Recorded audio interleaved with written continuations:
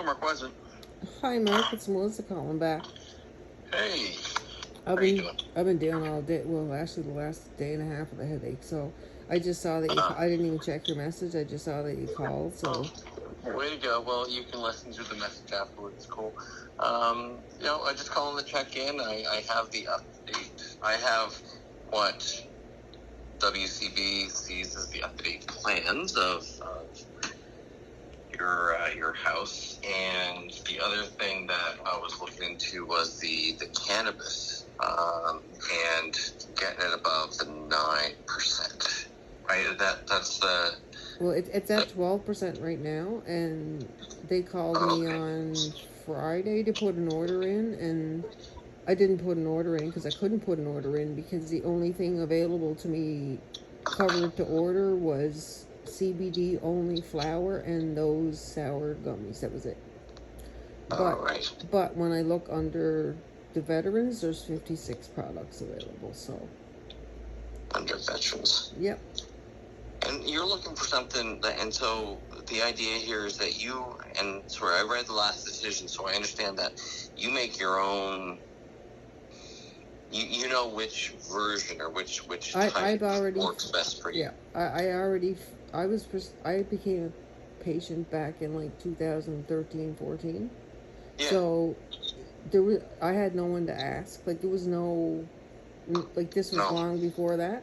So yes, I had to educate myself, and I took courses. And as a nurse, if the medication they were prescribing wasn't working and this did, I needed to know why. Right. So I went into research, and then I figured out what strains worked for me, what didn't work, and I just made my own oils, I made my own topicals, I made my own everything. And then all of a sudden they came in with this policy, and poof. Yeah. Right, and then things change because there is a policy around. Well, Mark, they don't even know the difference between THCA and THC, which tells me a lot. Right.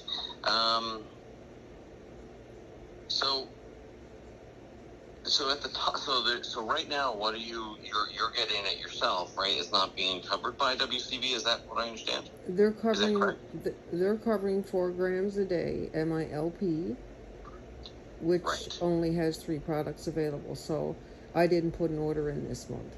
And if I get anything from the Liquor Commission, which I can get from my LP, but it's not covered by comp. They won't cover it because they're trying to say it's recreational. I'm like, cannabis is cannabis. It doesn't matter where you get it. But I just keep getting sent in circles, and that's why I get raw, because I'm not an idiot. Like I was involved in the legalization process, and I'm actually involved in the project that's in harm reduction from coast to coast right now.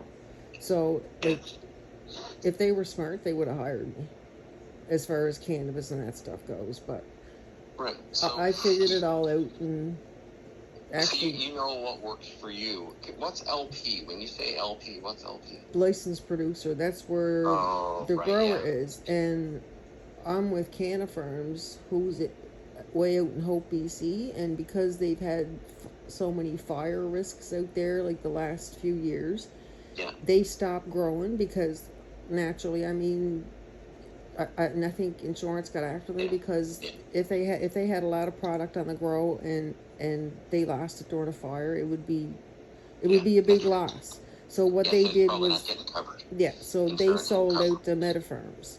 So now MediFarms owns Canna Farms, but the products are kind of all over the map. Right, it's not what you knew. Well, I can order a product this month and it might not be available. Like, picture being a diabetic, and you go in this month to get your insulin, and you go in next month to get your insulin, they say, sorry, we don't have it. Because that's essentially what it is. Right, because they're not necessarily growing the same cannabis every turn, right? Like well, they grow what becomes popular. Like, this whole system was built on the backs of medical patients, and like for CBD flower alone, you're looking at $10 to $13 a gram, and that's medical. That's medical. So CBD versus THC. You're not looking for the CBD. You're looking for the THC or the THCA. My script is 8 grams a day, and I'll explain this to you. Yeah. It's 8 grams a day. 4 of those grams are CBD, which is just the CBD that I had available that I could have ordered the other day, the flour that I turn into oil. And then the other 4 grams, 2 I decarb from THCA into THC to use as topicals, and 2 I don't decarb and leave it in raw form and use it that way. So I can count on my hand literally in the last 12 years how many times I've felt high. Because I don't want to feel high. I want to. So I figured out how to avoid that, and they took that from me. So now today I'm 4 Percocet deep already. Right. Yeah. Are there any other? So you think you could get it if you could get it from another licensed producer or from NSLC, like to get the product you're looking for? It's strain dependent. Like for me, sour diesel is the one that keeps my headaches away. Right. And my licensed producer has Amherst sour diesel that's actually grown in Toro. But the funny thing is that because it's over 12%, they won't cover it. Because they're looking at amounts. They're not looking at cannabinoid content, the terpenes. They're not looking at any of that because they don't understand it. They're just looking at the THC amounts, and this is all we're covering. But I know of other injured workers that I've helped myself beat the 4 gram and 9%. So that's why I just put everything on a 2 terabyte hard disk and just dropped it off this morning because I'm done dealing with this stuff. Yeah, okay. This is chartered. No, this is. Mark, you know it's chartered. Yeah. And I guess manufacturers are probably going for higher percentages because that's what they sell, right? Well, each plant, like every time, it could be the same strain, but depending on how it's grown, like, and here's another thing, like there was a strain Canatonic that I could access that they would cover, but some months they grow it and it would be over the 9%, and then some months they grow it would be under the 9%. So some months I could access it, some months I couldn't. So it like the policy itself is ridiculous. It is. It's downright ridiculous. It outright shows they have no clue what they're talking about when it comes to cannabis. You have the issue of availability, even, right? So it's even called if it's access. covered, it's access. It's access. And under the charter, we as medical patients are guaranteed access. And what they're doing is preventing me from accessing my medication, and they're kind of forcing me to take other medication that's more harmful. Because I've got more benzos and more opioids and more other things here that really I avoided until they put this policy in. So it wasn't until they put this policy in that I had to go on this garbage. And that's when I started to fail. So how does it work? Medical cannabis guidelines. All right, just let me see. And the government, the Health Canada, has given me a license to grow my own for my full amount. So do we have 2 Health Canadas? Because they're telling me they're following Health Canada policy, and I said that's funny because I have a license to grow from Health Canada for my full amount with no restrictions. But I can barely feed myself most days, let alone look after 40 plants. Yeah, exactly. So that's why it should be provided to me as opposed to me having to grow it. Okay, I've got it up in front of me here. So the free to choose preferred. So this is just, I'm just reading from what I see here. So yep. Just to see if there's a way to sort of find our way through to get what you need here. So WCB clients are free to choose their preferred cannabis supplier as long as the vendor is approved by Health Canada. All right. The client is responsible for ensuring they select approved vendor. Dry weight cannabis approved 3 grams per day unless otherwise specified. So you have 4 grams per day, right? Well, I'm prescribed 8, but I'm allowed 4. They'll only cover 4. I'm prescribed 8, but they'll only cover 4. And they would put me at gram ahead because it would take me 2 to 3 years to get to tribunal. Right. So they were trying to keep me ahead and keep me healthy. Right. Okay. So right now, that's what it was.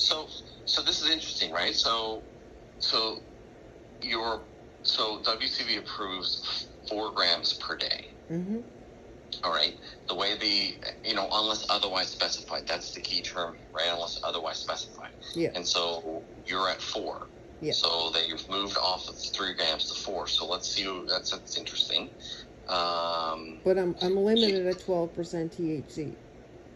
No more than 12% THC, and even the liquor store doesn't carry anything less than 10%. So 10% is the bare minimum. So when they limit me to 12%, that's like,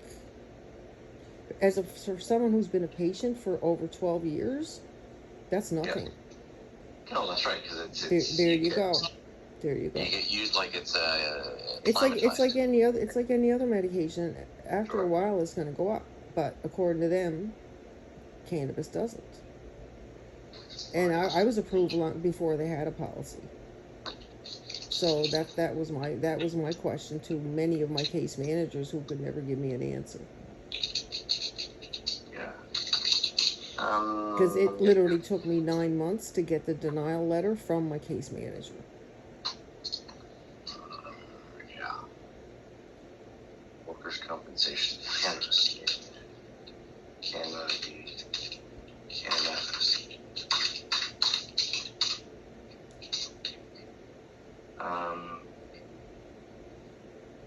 Okay. Cannabis provides based on prices not pushing. All right, I need to dig into that some more because I think there might be some legal room to justify. So I'm gonna get some information on that. It's been justified for others. Like I can name them off because I helped them. So we need to figure that out for you, okay? Yeah. So I'm gonna put this on my. So we want to increase the THC. You're at what now? 12. Max 12. All I want is whatever. If my doctor is comfortable with prescribing what they prescribe, they should be able to cover it. Like I don't understand like how it's like if my doctor prescribes, I don't know, say she prescribes a medication and they say, well, she doesn't need 10 milligrams, we think she only needs 5. That's the equivalent to that to me. Right. They're just messing around with things. Do you have that prescription from the doctor, from your doctor? For 8 grams, yeah. And my pain doctor, and I went through all the hoops. They wanted me to see an expert. They wanted me to see all these other doctors, and I did. And in the end, they still said nope, 4 grams a day, 9%. And then when I really kicked up a stink, they upped it to 12. Right. Which didn't do anything anyway. So at least then they could say, well, we upped it to 12. It still doesn't do me any good. And I didn't need 1 tribunal for my Percocet, my clonazepam, or any of my other medications that I'm on either. Yeah. So this might be, cannabis is one of those things that it's new, right? But there's still. Well, here's the funny thing about cannabis is that I've had a headache for a day and a half, and I can only take so much Percocet in the day, or I'll stop breathing. I'll overdose, especially with the other meds I'm on. That's right. With cannabis. I can use cannabis until my headache goes away. Yeah. It doesn't act on that part of my brain. It doesn't slow down my breathing. It doesn't affect my heart rate. None of that. So they're literally playing with fire. Right. And so maybe limits to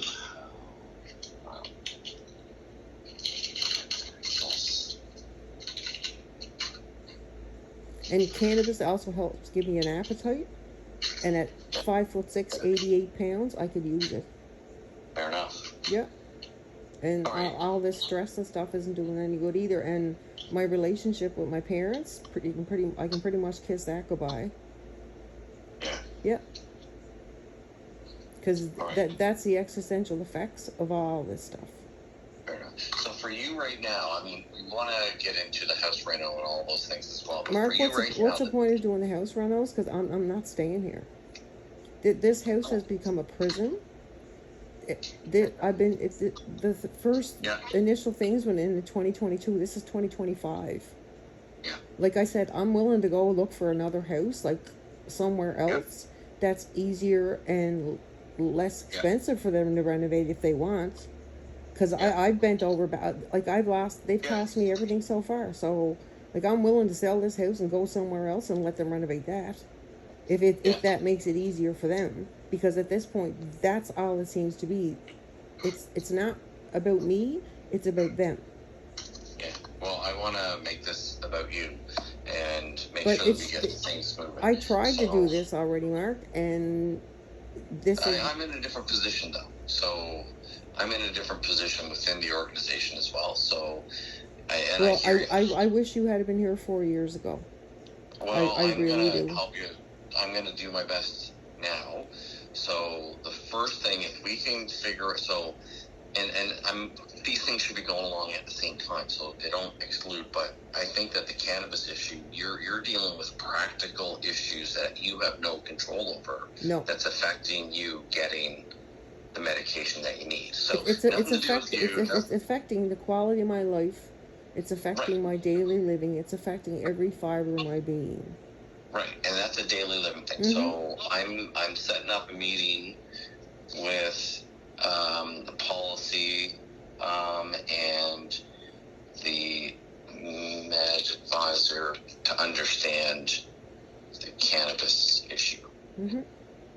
Right, because if there's a way through it, I'll know that there's a way through it, and then how do we get through that? And I say we, I'm still WCB, right? I mean, at the end of the day, I'm WCB, but you're a worker, and we have an obligation to find ways through. So I feel comfortable in that so far. I'm going to help figure out a way through that, because I get it. There are practical things that are going on that's stopping you from getting it, and if we have a policy or whatever that's not keeping up with it, we can fix that.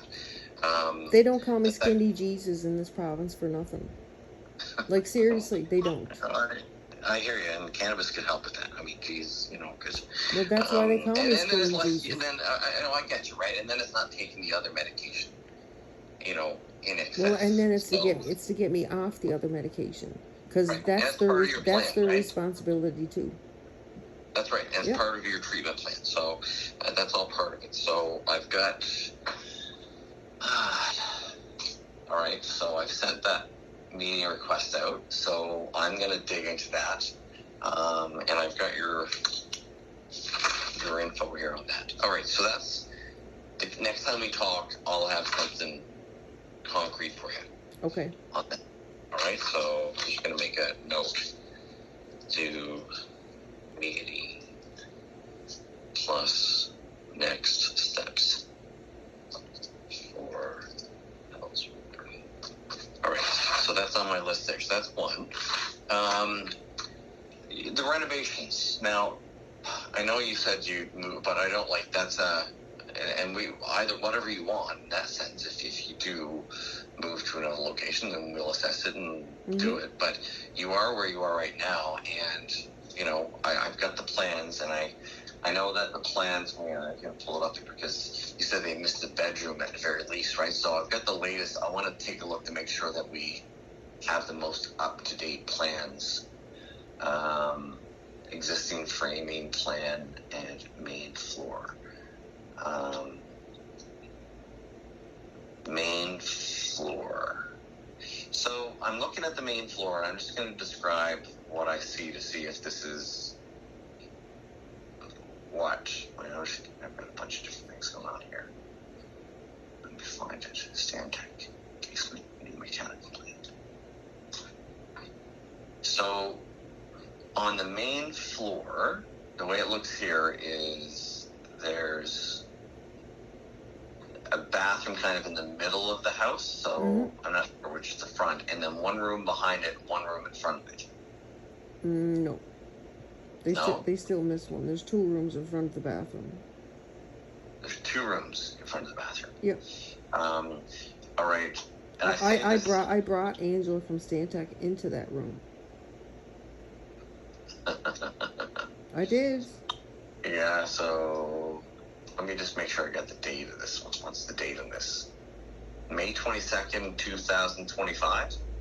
So that was done after the last set of plans that I saw, because I asked them for an updated version of plans before I would sign them, and they said, no, we're not doing an updated version. So I said, okay, I'm not signing them then. All right, can I send you what I have? I'll send you what I have, and like the plans that I have, and because then at least then you and I both know what we have, right? Yeah. Because when you walk in my front door, right to the left, there's a bedroom, a small bedroom. And it's not even a bedroom, it's like a sitting room. And then right in behind that is the middle bedroom. And then there's a bathroom. And then there's the back bedroom where they're planning on going in through the kitchen. So there should be 2 rooms before the bathroom. Okay. Basement tunnel plan, main floor. Yeah. So they missed another one. Yeah. I'm gonna send you what I have, so that you and I can walk through it and cross things out. Okay. I'm just gonna, where am I here? Pop that out. And I'm gonna just, while we're on the phone, it's just easier, if you don't mind, I'm just gonna do it so that it's done.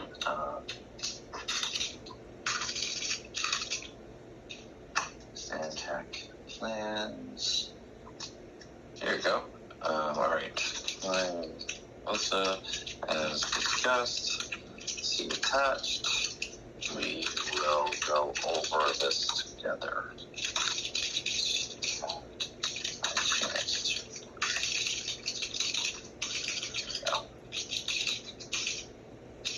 When do you fly over to Saskatchewan? Tomorrow morning, first thing. Oh, jeez. Well, I've never, so I'm going to Saskatoon. Never been to Saskatoon before, so leaving tomorrow and getting back late Friday night. Just flights, right? It just takes everything to go there. But this is interesting. So I'm actually, what it is, I'm going out there, all of the general counsel, so all the lawyers, or the top lawyers from each WCB get together once a year to sort of discuss things. So I'll talk to them about the cannabis issue as well, because I get it, right? I mean, our policies aren't being updated quick enough, and then if manufacturers aren't producing enough cannabis that meets the policy requirements, because they're going up in their concentrations, right? I mean, the percentages are going up and up and up. They're not staying they're more focused on the recreational market than they are on the medical, and that's why the key. That's why we're fighting for home grows too, because that way, if we find a strain that works for us, and we can get the seeds and we can grow it ourselves. Yeah. But right in the policy, it says that we're not allowed to. Yeah. So, I'm damned both ways. If I can't find sour diesel, then I'm damned, and then I'm not allowed to grow it, so. Right. So that's, so that's even more interesting. So if you don't mind, if you respond back to an email or something or another, just highlight some of the issues you're seeing with it. And do you say there was a group, or you're even part of a group? Yep. That helped introduce it. Is there the issue that you're having is probably, they're probably the same as everyone else or a lot of other people. So are the issues sort of highlighted on it? Is there a group or a webpage? Oh yeah, there's the interim leader of the NDP is actually partly heading it. Oh, good. Yeah. Okay. I kept telling them, I know, I'm entrenched in this stuff. It's just that I've been too busy trying to get what I need from support from you guys to be able to do anything good for that. Well, one of the group, and I say this Dr. Ira something, there's actually 4 places in BC right now that are doing a pilot project on harm reduction that we put together. And I think there's 2 in Ontario. And the one in Halifax, the East Coast Cannabis Substitution Program, I started that, me and Chris Backer, and I'm on the board. Okay. Yeah. Because we did surveys on, like, every Monday when we did giveaways, like how many were injured workers, how many were vets, and the numbers were scary. I need to, yeah, so so this is another thing, right? So policy, Workers' Compensation Board policy manual. So we have, all of our workers have to abide by the policies, right? And all that kind of stuff. And WCAT, they assess it based on the policies and stuff. So one of the groups that report to me is the policy team. And so what they look at each year, sort of like, where are the issues coming from? Where do we need to update the policies and all of the things? If you could send me some of your issues, like, and I say your, but like sort of the generic issues that come with the policy that we have in right now, it's not operating. You can't use it because manufacturers or producers are producing too high of a concentration, whatever.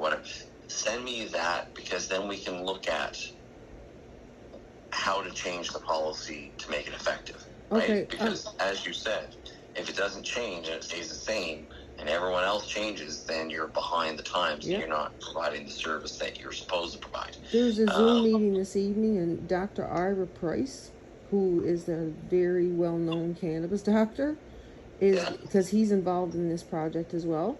He's going to be there, and so I will ask them to put something together for me, because... If you did, and then we can consider it, right? Then we can go in and look at it and figure out what needs to change, and then bring it to the board, like to the board of directors, and say, here's a possible change, blah, blah, blah, and then push it through. Because if you're getting sort of if you're not getting what you need, and people say, well, the policy says this or the guideline says this, those are the workers who, they just, all they can do is follow the policy. You need to get to someone who can look at it from a different perspective and say, well, maybe it needs to change, and I can help change it. So that's what my role could be here, insofar as to say, here are all the issues, let's look into it and justify why a change should be made. Yeah. Right? And so that's harm reduction is a big one. Yeah. So if you put something together like that and send it to me, then I can give it to our policy folks and ask them to look into it as well, to figure out what changes need to be made. And then we can work that through the system as well. And again, these are all sort of going to happen all at the same time. I don't mean to say, well, we're only going to do one thing at a time.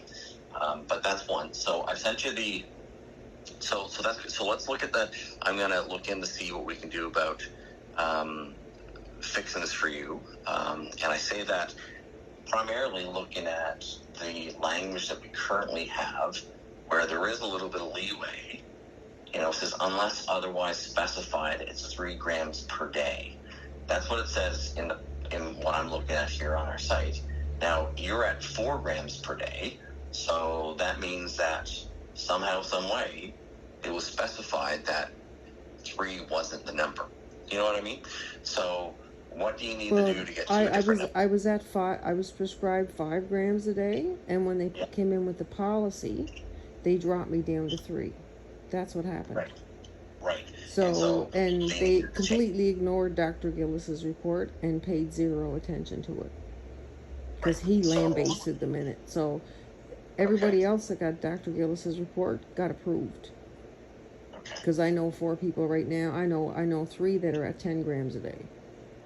Okay. Yeah. And I helped. And I helped them get it. That's what I'm trying to tell you. It was my research and stuff that helped them get the information to their WAP lawyers to get them the win. All right. All right. Well, I've got a meeting set up on that. So now that's why I'm saying it smells a little stinky. Yeah, you're like, it doesn't make sense. Yeah. No. So I'm gonna go through and ask the questions from my side of the table and say, here it is. Why is this? How do we justify these things? Yeah. And how can we justify it something different to help the worker here? Yeah. Because the worker's wife will testify that I helped her. Yeah. Yep. Yeah, I mean, and then, I mean, if it is, it is, right? And if there's a way to justify it, then we just need to know what that is. So if it means, if you had your prescription from the doctor to say, here it is. I think if a doctor goes through 12 to 14 years of school and writes a prescription, I think they know what they're doing. Yeah. All right. So you and I are so that's a bit of a plan there. So if you can go and when you're at the thing tonight or whatever. Yep. I'll get some information. With some things so that I can just sort of use as I'm walking through this. Okay. I sent you the update, the Stantec plan, just for your place. Whether you and I mean it's your decision if you stay or not. But until you make the decision that you're not staying, we may as well push through with at least working through this. Yeah. So I want to make sure that we have the right plan, and then kind of look at what the work is and what we need to do to get that stuff done. And again, I mean, you may decide to go somewhere else, but in the meantime, it doesn't mean we shouldn't keep pushing forward with this. I can't see.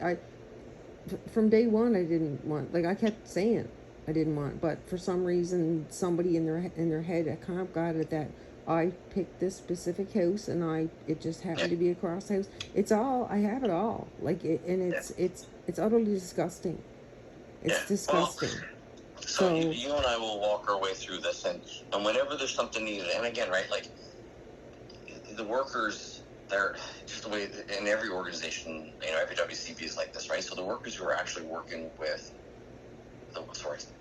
the employees who are working with the workers. So you would be a worker, and the employee would be an employee of WCB. They have to follow policies sort of to the T, and if they're not going to follow a policy, then it needs to be justified and there needs to be justification for it. Yep. Right? And so there needs to be some accountability. That's where I can help, between us to figure out, okay, well, what do we need in order to justify going outside the policy? And then we can get through that as well. Okay. So those are two. So is there, I just want to make sure that because we focused on the THC and the building, like the building renovations, the house renovations. Are there other? And again, there's dental issues. There's a lot. Like things just kept piling up. Like when I had Anna as a case manager, she did nothing. Everything just kept piling up. Like there's a good chance I'm going to lose all my teeth. Okay. Yeah. And I'm supposed to be on an osteo med that I can no longer take because one of the side effects is it can rot my jaw out. Yeah. If I don't have a pre-dental workup done, which I did not get done because I was terminated from my job at Corrections Canada because of my injury. And that when I say they don't want to start peeling back the layers of this onion, I really mean it. Yeah. Because once corrections already threw workers' comp out of the bus once during the Human Rights Tribunal. Oh yeah, corrections is province. Yeah. Yeah. Corrections is federal. Oh, it's the feds. Okay. Feds. We're talking the feds, and my injury never should have happened. And I have a union letter that states that, and I sent it to comp, and it basically outright says that this injury is 100% on the employer. To my case manager, and she replied with, what does this have to do with your injuries? So, I mean, it's... there's long-standing issues, and I lost 30 years of my life and 2 careers, a nurse and a corrections officer. And now I'm back here trying to restart, having to go somewhere else at 88 pounds. So that's my perspective of this whole thing. So what can we do, like... My case managers need to know. They know what needs to be done. But Susie bounces me to Vanessa when she doesn't want to talk to me. And Vanessa, I don't know where she came from, but I think she's a new hire because she's not too... experienced. That's a nice way to say it. It's putting it politely, yeah. There you go. Yeah, okay. All right, well, listen, you do have... So we've got 2 things. You and I have talked about 2 things. is there like an actionable something that on a go-forward basis, like, because we're trying to figure out here, like with the house and with the cannabis, that those are go-forward. Dental's important because dental. And the osteomed, because my osteo numbers are negative 2.5 because of all the corticosteroid shots that I've had. Right, because steroids not good for my bones are like paper. Right? My bones are like paper. Like literally, I'm restricted on walking on uneven ground in case I snap my neck or my spine. Right. Yeah. I can't lift more than 2 liters of milk, and I bench pressed my body weight 2 days before I was hurt. So. Like, yeah. Yeah. It's and there's a grieving process. There's your world changed. My whole world was, the carpet was ripped out from underneath me, and every time I asked for help, I was denied. Yeah. So this for is the what I'm dental, you need and I think you said it was a workup to start, like sort of the step by step. So the first step would be the dental workup. Yep, and I asked to be referred to Dr. Joseph in Sydney in 2022. Yeah. And then about a month ago, I got a message on the portal saying that they were trying to contact Joseph's office. And Dr. Joseph won't book any appointments with... Not many doctors will pre-book appointments with comp anymore because they don't pay their bills. Okay. And they wanted something in writing from comp stating that the appointment would be paid for. And Anna, my case manager, didn't send it. And it still hasn't been sent. And they're wondering why Dr. Joseph's office won't call them back. Okay, so what do we need to do there right now? If so you say you only recently got something saying that he won't call back? Is that recent? Yeah, a month, like a couple of weeks ago. Yeah. Now, because I've been asking for this forever, and now all of a sudden this pops up again. I'm like, it's almost like they got they used to have a shooter wheel and a cutters, and it used to be on the hour they'd spin the wheel and whatever it landed on, that was the shooter of the hour.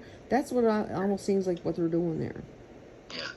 They're just putting all my injuries on a wheel and spinning it, and whatever one it lands on, that's when they're going to deal with that day. That's when we're looking at next, yeah. All right, well, so this is dental, so let me look into this one as well, all right? Because I'd like to keep my teeth if I can. Fair enough. I hear you. Let me just send there's more stuff, but we can deal with that later. Yeah, and right now it's like, if we can get some of the hot button issues dealt with quickly, then, then we take steps in the right direction. And, and a lot of this, to be quite honest, is, things need to get done. There's no question about that. But there's also that trust between, you need the trust that things are going to happen as well, right? And this whole process is about building that trust, right? You don't have it immediately, and that's fair and fine. That's what my psychiatrist was trying to do in 2014 too. And like she said, I'm trying to rebuild trust between her and her employer and her and workers' comp, and for obvious reasons, it's very difficult. So I mean, absolutely. I don't trust them with a burnt match, and I never will, because they took 30 years of my life. A burnt match? I haven't heard that one, but that's good. Feel free to use it anytime. I will use it. It's a burnt match. I wouldn't trust them with a burnt match. All right, just 1 second here. I'm going to send another way.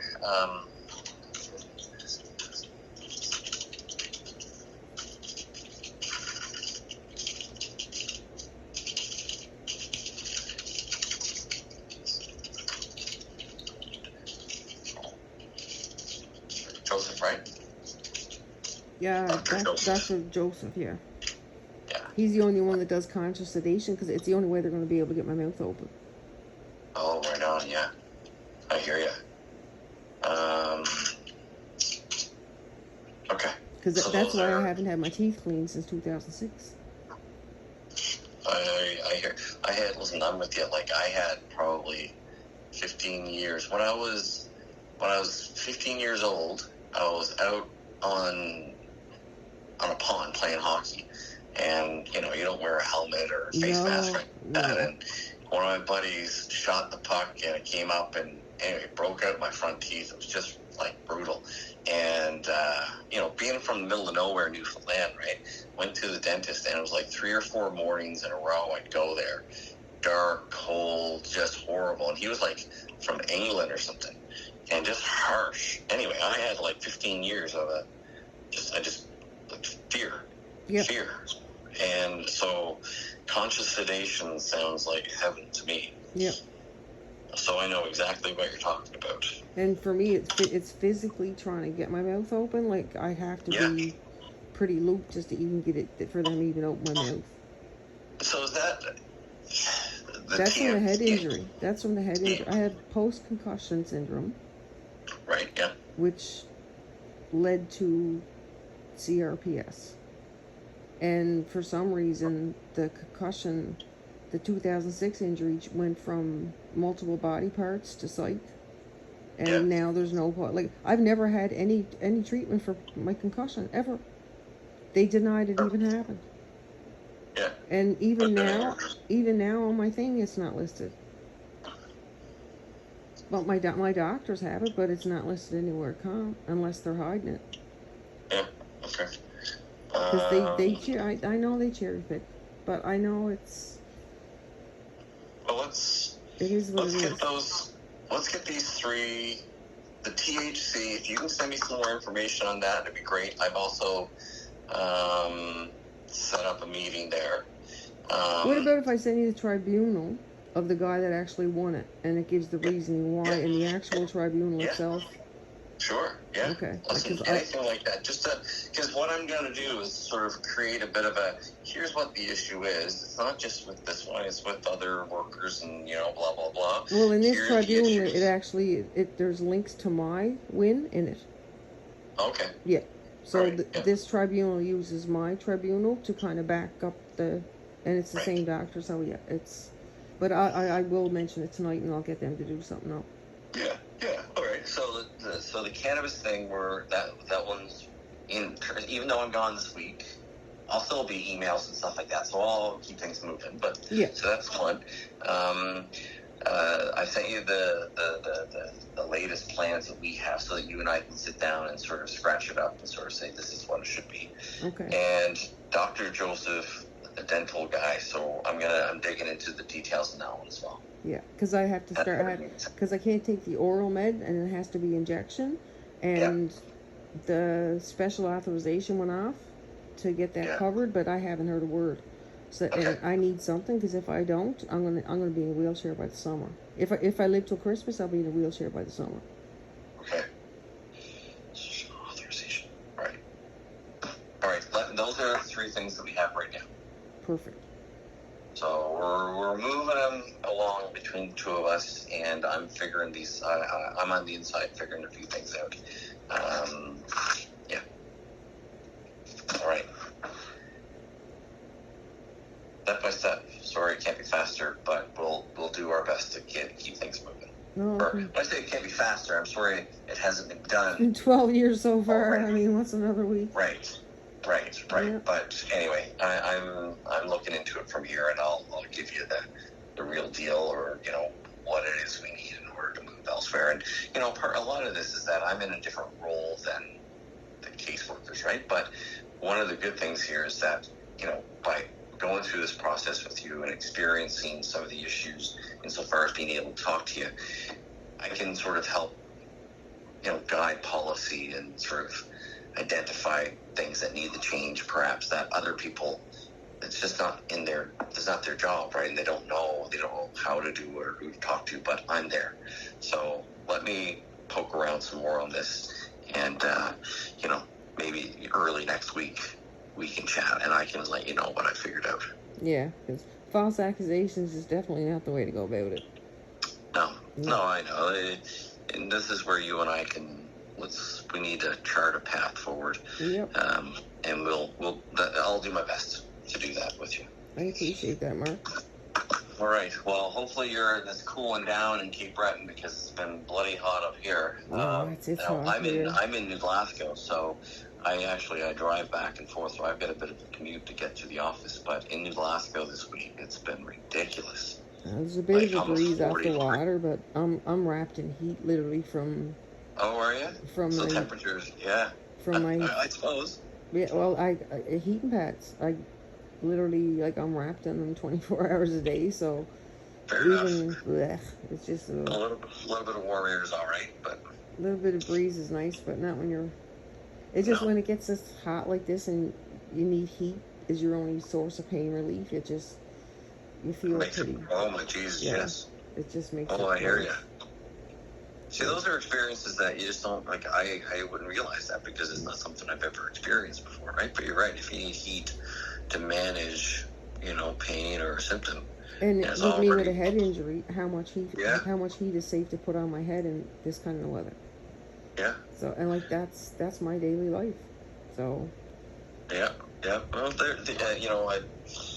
I'm sorry that's what you're dealing with, but me knowing that helps a little. That sort of says, this is it's important.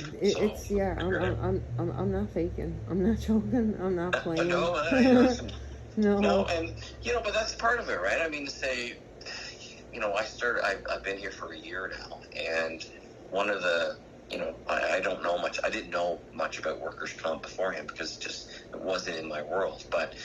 The whole idea that, this is essentially an insurance for workers who get injured, and, we can help workers.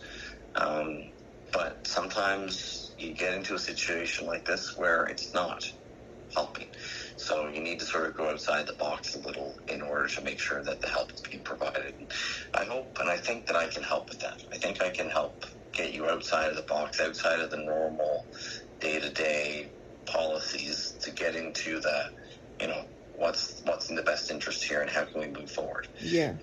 So when it starts causing more harm than good, there's a problem. Yeah, exactly, right? And sometimes, just like the cannabis, right, there's just practical issues that aren't contemplated, that you don't take into consideration, that's impacting the worker and impacting, healthcare. So, if it means changing the policy so it makes it easier for other people, then that's what we'll do. But in the meantime, let's see what we can do to figure this out for you right now, as soon as possible.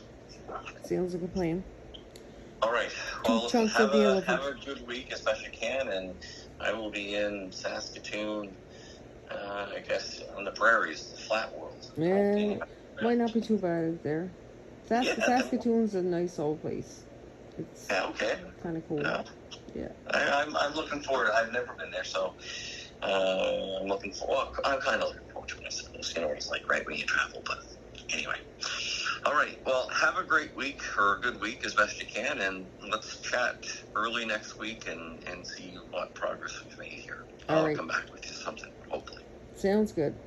All right. Have a good week. Thanks. You too. Okay. Bye-bye.